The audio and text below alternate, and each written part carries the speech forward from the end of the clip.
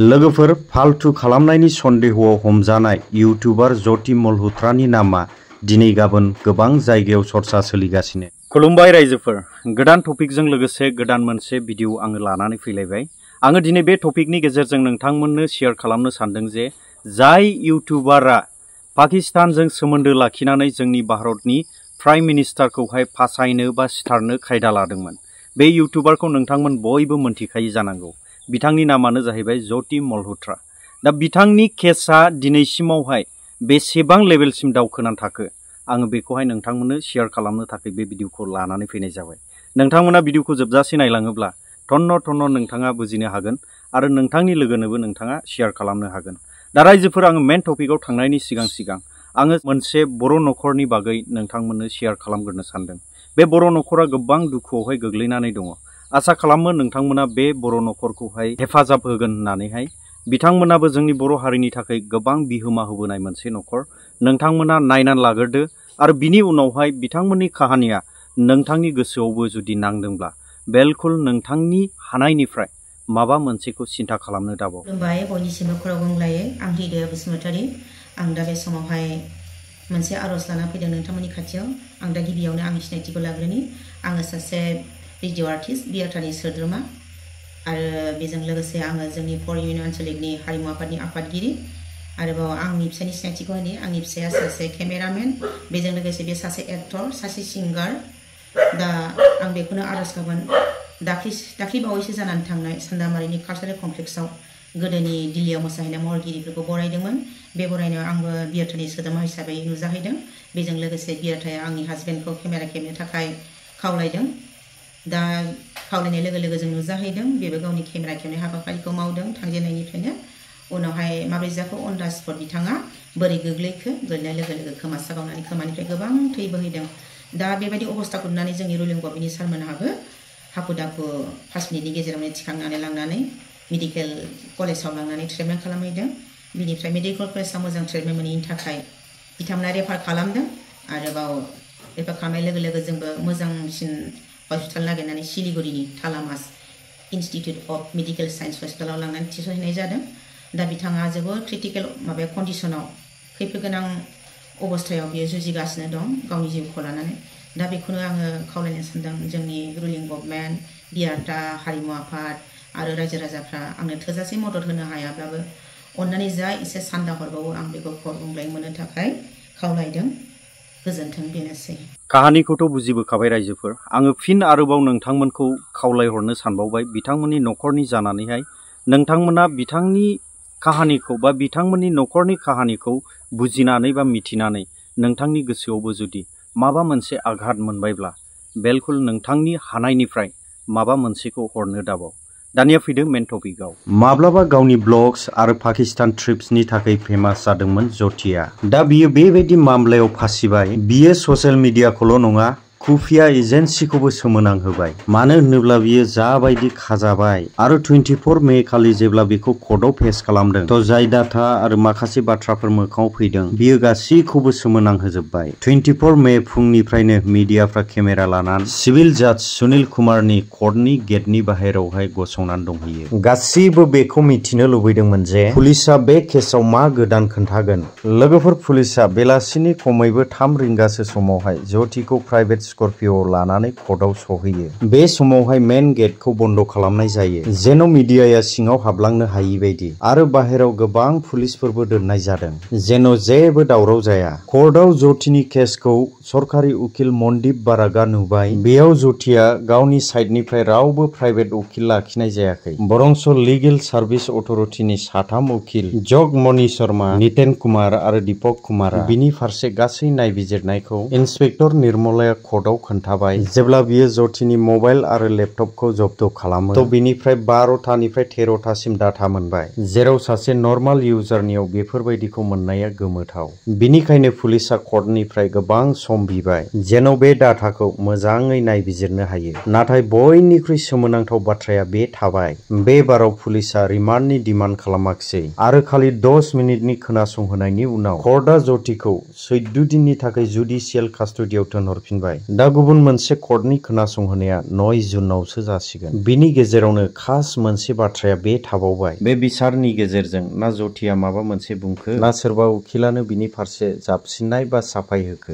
जेरै बेखौ मानिनानै लानाय जादों, निजे डिफेन्सआ सिटुएशनफोरखौ बुजिनो नाजादों आरो नायबिजिरनाया फुरा जाजासे रावबो रिस्क लानो सानाखै। जथिनि हमजानायखौ जुदि रायज्लायोब्ला बेखौ खनथाम जाबाय कर्टआव फेस खालामनाया। बिनि सिगां सानबा फिन सानब्रै पुलिस रिमान्डआव थानांबाय आरो मामलाया बेवहाय सिरियाससिन जाबावबाय जेब्ला मिथिबाय जथियाबो बै 12 जनाव दंफायो होननानै, जायफोरखौ पान्जाब, हारियाना, इउपिनिफ्राय ग्रेप्तार खालामनाय जादों। बिसोर गासैखौबो पाकिस्तानजों सोमोन्दो दं होननानै सन्देह खालामनाय जादों। नायबिजिरग्रा अफिसारफोरा सन्देह दङ जे नर्थ इण्डियायाव पाकिस्तानजों सोमोन्दो थानाय गेदेर नेटवर्कआ एक्टिभ जाबाय, जेराव ससियेल मिडियानि गेजेरजों इण्डियायाव सिक्रेट इनफरमेशनखौ जमा खालामगासिनो। बयनिख्रुइबो गोमोथावसिन बाथ्राया बे समावसो फैदों जेब्ला जथिनि मोनसे पाकिस्तान टुरनि भिडिअ'आ मोखाङाव फैदों, जेराव लाहौरनि मुंदांखा अनारकाली बाजाराव 6 जन हाथियार लानाय मानसिफोरजों गिदिंनाय नुनो मोनदों। आरो बे फुरा भिडिअ'खौ सासे इउटुबार केलेम मिल्लाबो शुट खालामदों आरो गावनि चेनेलाव आपल'ड खालामदों। बे भिडिअ'नि टाइटेला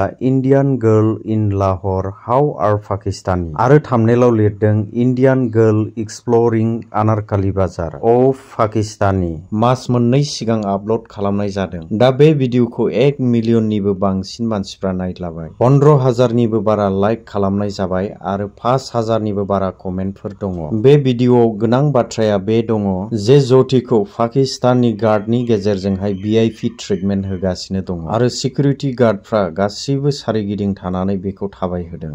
भिडिअ'आव स्कटि इउटुबार केलेमआ निजेनो सोमोनांनाय फोरमायदों आरो बुंदों, आं सोमोनांबाय जे सासे सादारन इउटुबारनि थाखाय एसेबां गिदिर रैखाथि मानो नांगौ। जथिया केलेमनाव सोंबाय, मा नों पाकिस्तानाव गिबि खेब फैदों नामा? बियो फिननाय होबाय, दासिमाव खनबा भिजिट खालामबाय होनना। आरो जथिया सोंबावबाय, पाकिस्तानखौ नों माबायदि मोनदों? थ' केलेमआ गोरायै पाकिस्तान जिन्दाबादनि जैधोनि होबाय। थ' जथिया बेखौ रिएक्सन होफिनबाय, नों इण्डिया फैबाय नामा? आङो इण्डियानिफ्राय। आरो केलेमआ बुंबाय, हा आं इण्डिया थांखांबाय। बिनि उनाव केलेमआ जथिखौ सोंबाय, नोङो पाकिस्तानखौ माबायदि मोनदों? थ' बियो बुंफिनबाय, बिराद मोजां मोनदों बे भिडिअ'खौ मानसिफोरनि गेजेराव, बिनिखायनो चर्चानिबो बिसय बानायबाय। मानो होनोब्ला जथिखौहाय पाकिस्ताननि हायाव खुला खुलि रैखाथि मोननायखौ नुनो मोनदों आरो बेबायदि भिआइपि ट्रिटमेन्ट गाहायै सरकारि कर्मचारि नङाब्ला बिसेस बेक्तिखौनो होनाय जायो। आरो मोनसे भिडिअ'आव नुनो मोनबावनाय जादों जे ट्रेननि टुर खालामनायनि गेजेरजों पाकिस्ताननि पुलिस कर्मीया जथिखौ साहा लोंहोनाय नुनो मोनदों आरो बे भिडिअ'खौ लानानैबो गोबां हाइलाइट जादोंमोन। ससियेल मिडियायाव मानसिफ्रा सोंथि खालामदों, मा सोरबा सादारन महिला इउटुबारा पाकिस्तानाव बेबायदि मोनसे बिसेस सुबिदा मोननो हायो ना बिनि आन्दोआव गेदेर प्लेनिं दं? दा जथिनि लेपटपनिफ्राय 12था टिभि डेटा मोनदों।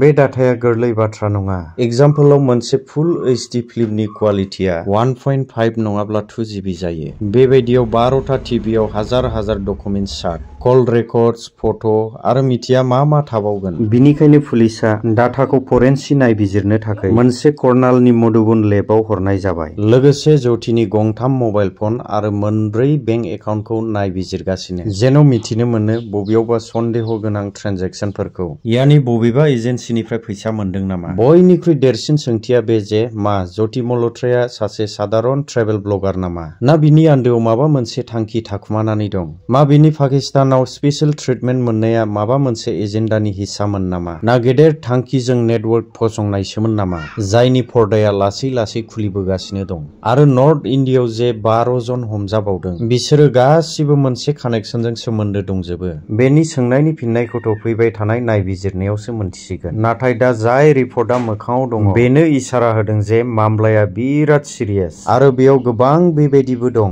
जेराव सिगांनि नोजोराव नुनो मोना। बेनो बे केसखौ लानानै दा टुइटार, फेसबुक, इन्स्टाग्राम गासिबो जायगायावहाय मोननै रोखोमनि राय नुनो मोनदों। सोरबाया बुंदों जथिखौ फासायगासिनो दं, मानो होनोब्ला बियो इन्डिपेन्डेन्ट क्रिएटरसो आरो बियो खालि पाकिस्ताननि संस्कृतिखौ देखायनो नाजादों। बेखौनो दस्राया बुंनो नागिरो, सासे सादारन ब्लगारआ पाकिस्तानाव थांनानै बेबायदि गिदिंनो हाया जेब्लासिम बियो सोरनिबा आखाइ थाया। गाहायै सारिगिदिं बिनि सेर सेर हाथियार लानानै गिदिंगासिनो। थ' बियो सामायनो बाथ्रा नङा। सोरबा सोरबाथ' बिसिमहालागै बुंनो नागिरबाय, जेरैबायदि एक्टिं आरो फिननाया बिनि भिडिअ'आवनो नुनो मोनदों, बियो गासिबो सिगांनिफ्रायनो स्क्रिप्टेड बायदि मोनो आरो बबेयावबा नङा बबेयावबा गाहाय हाइ प्लेनिंनि हिस्सा बायदि नुयो। माखासे एक्सपार्टफ्रा बेखौबो बुंबाय जे पाकिस्ताना जेब्लायबो भारतआव ससियेल मिडियाखौ हाथियार बायदि बाहायो। बेबायदि समाव जुदि भारतनि ब्लगारफ्रा समायना जायगानि नामाव बार बार थांनानै सेन्सिटिभ भिडिअ बानायहैयोब्ला थ' बेयाव सन्देहआथ' जाखागोन। पुलिसआ दा ज्योतिनि फुरा डिजिटेल सिस्टेमखौ सोमावग्लुंनो हमबाय। बिनि mobile, laptop, social media account, Google drives, email गासैखौबो सोमावग्लुंजोबलांगासिनो। नाथाय 12टा गाहाम टिभि डाटाया गोरलै बाथ्रा नङा। सासे सादारन क्रिएटरनियाव एसेबां गिदिर मिथिहोहरनाया बिदि समावसो जायो। जानो हागौ बियो माखासे मानसिफोरजों खामानि मावदों, नङाब्ला गेदेर नेटवर्कनि हिस्सा। दा नायबिजिरनाय दायरिया ज्योतिनियावनो जोबथायाखै,